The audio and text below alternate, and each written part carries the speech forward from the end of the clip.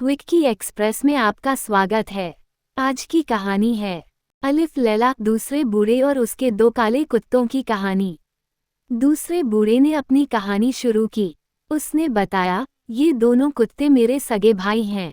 पिताजी ने मरते वक्त हम तीनों भाइयों को 3000 अशफियाँ दी थी। हम उससे व्यापार चलाने लगे। मैंने एक दुकान खोल ली और मेरे बड़े भाई को विदेश में व्यापार करने का मन हुआ तो वे अपनी संपत्ति बेचकर सारे रुपयों के साथ विदेश चले गए।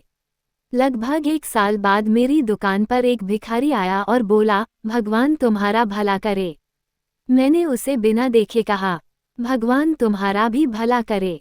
इतने में भिखारी पूछा, क्या तुमने मुझे पहचाना? मैं उसकी ओर पलटा और उसे देखते ही रोने लगा। मैंने कहा, भैया तुम्हारी ये दशा कैसे हुई? उन्होंने मुझे सारी विपदा सुनाई। मैं मौन रहा, दुकान बंद की और भैया को लेकर घर आ गया। घर पहुंचकर मैंने भैया को नहलाया, अच्छे कपड़े दिए और पेट भर खाना खिलाया। भैया की मदद के लिए मैंने अपनी तिजोरी खोली, उसमें 6000 रुपये थे। मैंने सोचा इसमें से आधे भैया को देता हूँ और आधे अपने पास रख लेता हूँ। मैं भैया के पास गया और कहा, पिछला नुकसान भूल जाओ भैया और उन रुपयों से नया व्यापार शुरू करो। भैया ने रुपये ले लिए और मेरा धन्यवाद किया। कुछ महीनों बाद मेरे छोटे भाई की इच्छा हुई कि वो विदेश में व्यापार करे। मैंने उसे मना किया लेकिन उसने मेरी एक न सुनी। गांव का सारा माल बेचकर उसने रुपये जमा किए और विदेश चला गया। कुछ सालों बाद वह भी बड़े भैया की तरह फकीर बनकर लौटा। वह मेरे पास आकर रोने लगा। मैंने बड़े भाई की तरह उसकी भी मदद की। उसने नगर में ही व्यापार शुरू किया और हम सब वापस हंसी खुशी रहने लगे। धीरे धीरे कई साल बीत गए। फिर एक रोज मेरे दोनों भाइयों ने कहा, हम सभी को विदेश जाकर व्यापार करना चाहिए। मैंने साफ इनकार किया और कहा, तुम दोनों विदेश गए थे न व्यापार करने, क्या फायदा हुआ जो मुझे भी चलने कह रहे हो? दोनों भाई जिद पर अड़ गए और कहने लगे कि शायद इस बार तुम्हारे भाग्य से हमारा व्यापार चल पड़े, इसलिए हमारी भलाई के लिए चले चलो। रोज इस बात पर बहस होने लगी। मैं मना करता और वे चलने को कहते। ऐसे करते करते 5 साल बीते। फिर तंग आकर मैंने उनकी बात मान ली। उस समय मेरे पास मात्र 12,000 रुपये थे। मैं भाइयों के पास गया और बोला, समझदारी इसी में है कि हम अपना आधा धन व्यापार में लगाएं और आधे को भविष्य के लिए बचाए रखें। यदि आगे चलकर कोई अनहोनी हुई तो कम से कम हमें खाने के लाले नहीं पड़ेंगे। मैंने 3-3 हजार दोनों भाइयों को दिए, खुद 3000 लिए और बाकी 3000 रुपयों को घर में एक गड्ढा खोदकर उसमें दबा दिया।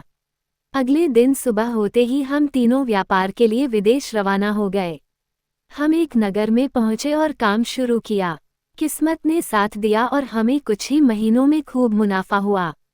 एक रोज हम जहाज में सफ़र कर रहे थे। उस दौरान अत्यंत सुंदर स्त्री फटे पुराने कपड़े पहने मेरे पास आई। उसने जमीन पर गिरकर मुझे सलाम किया और मेरे सामने विवाह का प्रस्ताव रखा। उसने निवेदन पूर्वक कहा, आप मुझसे विवाह कर मुझे धन्य कर दीजिए। मैंने साफ इनकार किया लेकिन वह लगातार मिन्नतें करती रही। मुझे उस पर दया आ गई और मैंने उसका प्रस्ताव स्वीकार कर लिया। धीरे धीरे मुझे एहसास हुआ कि वो केवल सुंदर ही नहीं बल्कि अत्यंत बुद्धिमती भी है, जिस कारण मैं उससे प्रेम करने लगा। मुझे देखकर मेरे भाइयों को मुझसे ईर्ष्या होने लगी। वे मेरी जान के दुश्मन हो गए। मेरे भाइयों में द्वेष इस कदर भर गया कि एक रोज उन्होंने मुझे और मेरी पत्नी को समुद्र में फेंक दिया। हम डूब ही रहे थे तभी न जाने कहां से मेरी पत्नी के अंदर अलौकिक शक्ति आई और वह सहारा देकर मुझे एक द्वीप पर लेकर आई। मैं बेहोश था। घंटों बाद जब होश आया तो मैंने उससे पूछा कि हम कहाँ हैं। पत्नी बोली, मेरे कारण तुम्हारी जान बची है। मैं वास्तव में परी हूँ। तुम्हारे तेज और यौवन को देखकर मैं तुम पर मोहित हो गई थी और तुमसे विवाह करने का फैसला किया। तुम बहुत अच्छे हो लेकिन तुम्हारे भाई बुरे मनुष्य हैं, अतः मैं उन्हें जिंदा नहीं छोड़ूंगी। मैं उसकी सारी बातें सुनता रहा और जान बचाने के लिए उसका आग्रह किया। मैंने कहा, प्रिय तुम्हारा बहुत बहुत उपकार, लेकिन एक विनती करना चाहता हूँ। मेरे भाइयों को जान से मत मारो।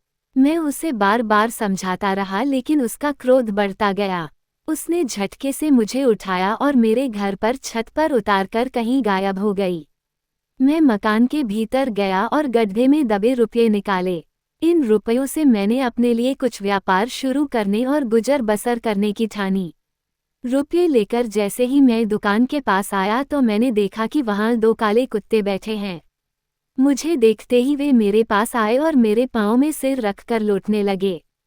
मैं ये सब समझ पाता इससे पहले ही परी मेरे सामने दोबारा प्रकट हुई और बोली, इन कुत्तों को देखकर घबराना मत, ये तुम्हारे भाई हैं।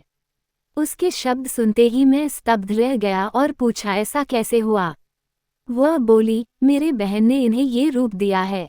तुम्हारे भाई आने वाले 10 सालों तक ऐसे ही रहेंगे। इतना कहते ही परी अंतर्ध्यान हो गई। किसी तरह 10 साल बीत गए हैं, इसलिए मैं इन दोनों को लेकर जंगल की ओर आया हूँ।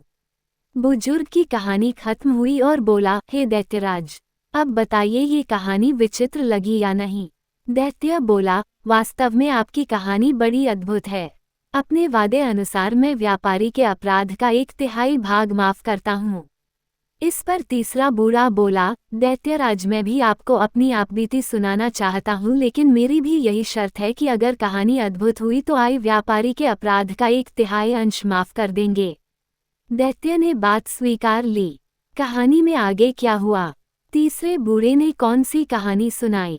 क्या व्यापारी का अपराध माफ हुआ? इन सवालों के जवाब जानने के लिए जरूर पढ़े कहानी का अगला अंश। सुनने के लिए धन्यवाद। मेरा चैनल सब्सक्राइब करें, लाइक और शेयर भी करें। धन्यवाद।